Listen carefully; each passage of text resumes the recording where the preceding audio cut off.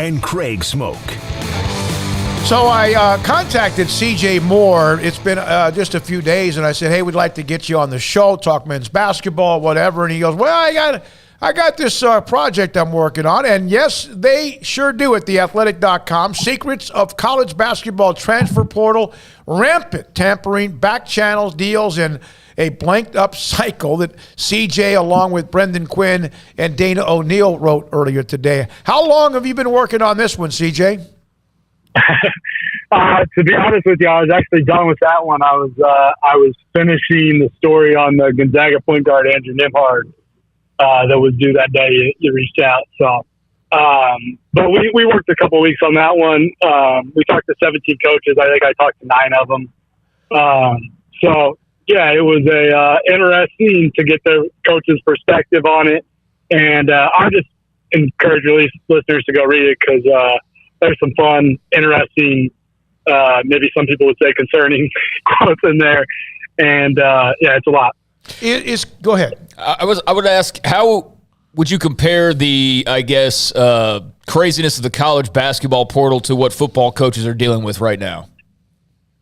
Well, I'll be honest with you. I could care less about college football and like pay zero attention to it. Okay. So I did have a couple college basketball coaches say, hey, the football one's pretty crazy right now. Like, just look at what's going on in football, and it could happen in basketball. And I know one in particular said, is my understanding from just him is a lot of these moves are NIL related. And, his thinking was that part of it is going to get even more wild in basketball.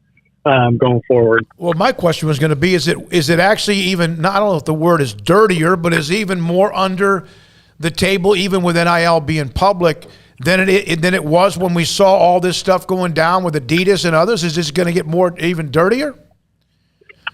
If you want to call it dirty, I mean, in a way, hey, these kids can get paid now, so maybe it's not as under the table-ish, but I still do think there's some under the table type discussions going on. So yeah, potentially, just because it's easier to spend money now. How much tampering is going on though? I mean, as far as just this guy is the 8th guy on the bench at school A and school B, my school, he would be the 4th. He would be in my starting 5. I think the biggest part of it and what the response I got from college coaches is it's not necessarily college coaches reaching out and saying, hey, we want your guy, or hey, we want this kid. It's the AAU coaches reaching out to different schools and saying, hey, my guy's not happy. Would you take him? And those college coaches being like such a, terrible spot to be put in because they're reaching out to us. And, are we supposed to say absolutely not? But I think most of their responses is, hey, yeah, we might take a look at him if he reaches the portal, but we're not going to mess around until there. So I think college coaches do get put in a pretty sticky spot in those situations. Well, the transfer portal helps you fill gaps or spots or people who are leaving, going pro early or whatever, or you losing your own players. But how much success when you look at what Scott Drew has done at Baylor, CJ, and he's not the only one, but he's had success bringing in others from around and actually won a national championship with a lot of guys that were elsewhere before and did not originally sign with Baylor. Yeah, I think Baylor is a great example to look at and see how the old way sometimes actually benefited the player in that, sure, they didn't get a play right away, but having that year to spend in the program and there's no pressure on, hey, I want to play this many minutes, I got to play this many minutes. It's just getting better. And I think that's where some kids will miss out, where sometimes the transfer was really beneficial to kids.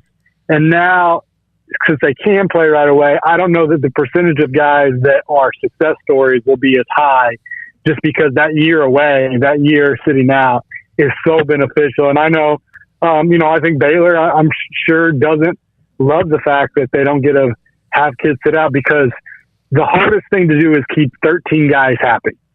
And by having a few transfers in the old system, it was a way to redshirt guys where they had to redshirt. Where now maybe you're trying to have those discussions with guys saying, hey, I think it'd be beneficial for you to redshirt. But who's going to take a redshirt anymore because they're going to say, I want to play right away. And if I leave, I can play right away. So that's what's difficult, I think, with the rule. But I also will say, I think there is an argument on the other side that, hey, these kids, if they are in a bad spot, why not be able to transfer and play right away? CJ, what have you made of Baylor here as of late? Obviously dealing with some injuries. Looks like they might still be without Akinjo and Sohan going into tomorrow's game as well.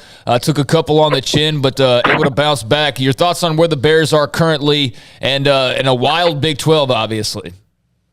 Oh, man, it's wild. Like, everybody's going to finish 10-8 or 8-10 between there, right? Yeah, I think Something like that. Yeah. It's the league's unreal. I mean, K-State is maybe the worst team in the league, and they can beat just about anybody. And we had our latest bracketology thing come out today, and my editor, Brian Bennett, does it. He had K-State first 4 out, everybody else in the Big 12 other than Oklahoma State who can't get in the tournament. So 8 out of the 9 eligible teams in, and K-State first 4 out. So that speaks to how good it is. But as for Baylor, I wouldn't be too concerned. I think the injuries have obviously hurt them. James Akinju's arguably, if not their most important player, one of their most important players. I think Jeremy's also really, really important just because of how versatile he is. And, when, let's say in the games, I know there was the one game, I'm trying to remember which one it was, where he played the 5 some and was integral there. So, I think the injuries hurt. I think that they maybe lost a little bit of their edge on defense for a little bit when they started scoring a little easier. And I think that's maybe something they need to get back at some point to, hey, let's really take pride in our defense. I think if they are as excellent as they were defensively, like when they were playing Villanova back at that time of the season, if they can get back to that, get that edge, I think the offense will take care of itself. We're talking again to CJ Moore, theathletic.com. He wrote an article about Andrew Nembhard, who last year in that championship game with Baylor, so much time and focus, of course, was on Drew Timme, Jalen Suggs, and also Kispert. But Nembhard actually played more minutes than everybody and had 4 assists in that game. So tell me, why is he perhaps the glue guy or the key to that team this year? Well, he's one of the best players in pick and roll in the country. I think he makes excellent decisions in the pick and roll.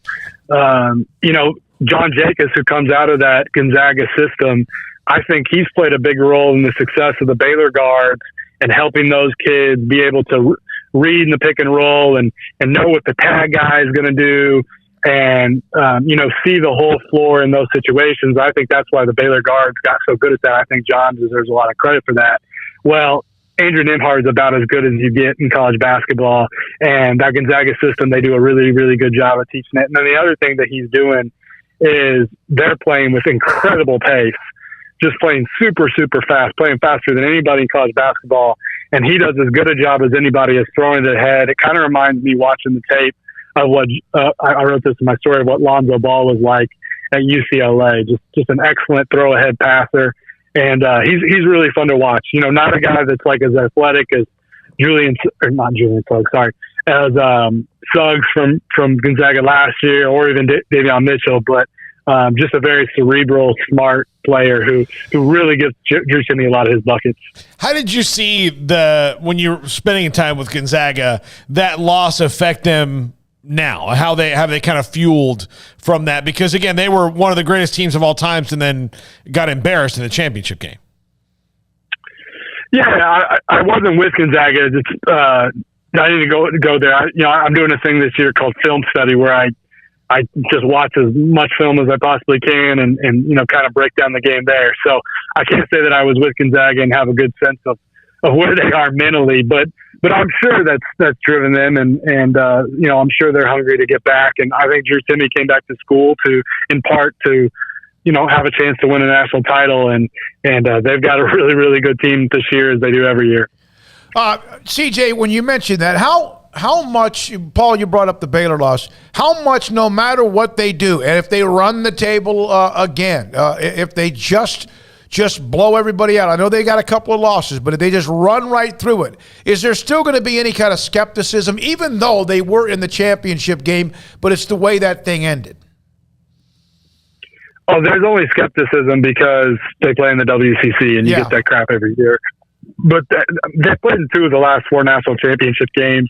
I think they've been to the second weekend in 6 straight years. Like, it doesn't matter what conference they play in. They've got incredible talent.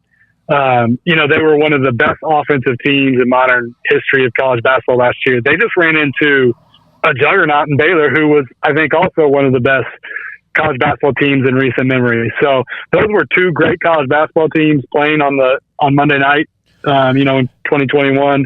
And, I think if they play 10 times, I think Baylor wins more of the 10 than Gonzaga does, but that game could have easily gone a different way if it maybe starts differently. So I thought that was a team fully capable of winning a national title. CJ, tonight we got number 14 Michigan State, number 8 Wisconsin, and the Big Ten. What are your thoughts on that conference right now and that matchup later on tonight? I think the Big Ten's really good. I don't think top to bottom, Big 12's the best. We already hit on that, right? Yeah. But I think the Big Ten is really good. I think Wisconsin has one of the best resumes in college basketball. Has only lost 1 game with Johnny Davis. One of their losses came to Providence when he was out. I did a story on him last week or 2 weeks ago. I think he's the favorite to win National Player of the Year right now. If you had to pick, he's been tremendous. And a cool story because he was a guy that came off the bench last year. But that'll be a really good game. I think it's a really good league. Michigan State coming off a loss against Northwestern. It's a big game for Michigan State. But the top 5 in the Big Ten, I think their top 5 could all make the second weekend in the NCAA tournament.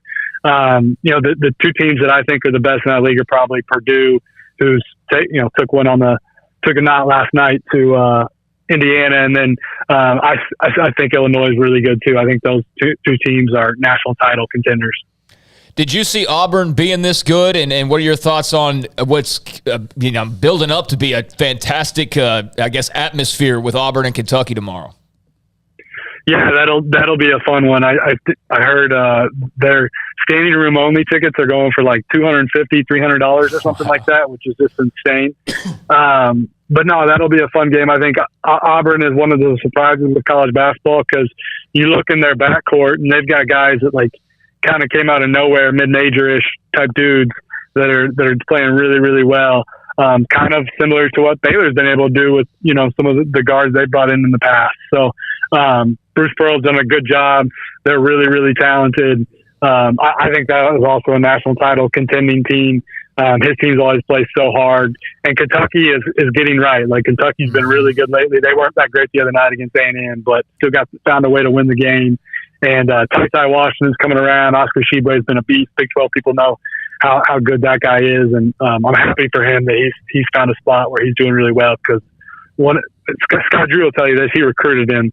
That kid's just a delight, and he plays so hard.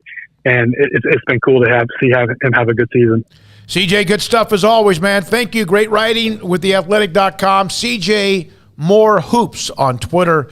And he has written a lot of stories in the past about Baylor. He's the one that did the story about Jonathan John Wachachua.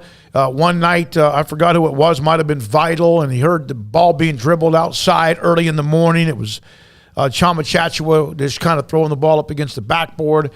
He's gotten some great stuff. Not just Baylor, but now covers quite a bit with what's going on with Gonzaga and everybody else Kansas. In between. Yeah, Kansas a lot of too. Kansas. Yeah.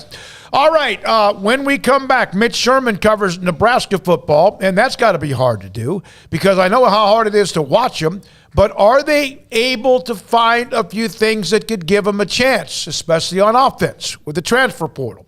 All of this from Paul's earlier list this week about the top 5 or maybe not so best 5 transfer portal programs to date. Sikkim 365 Radio and 365 Sports. Waco Custom Market.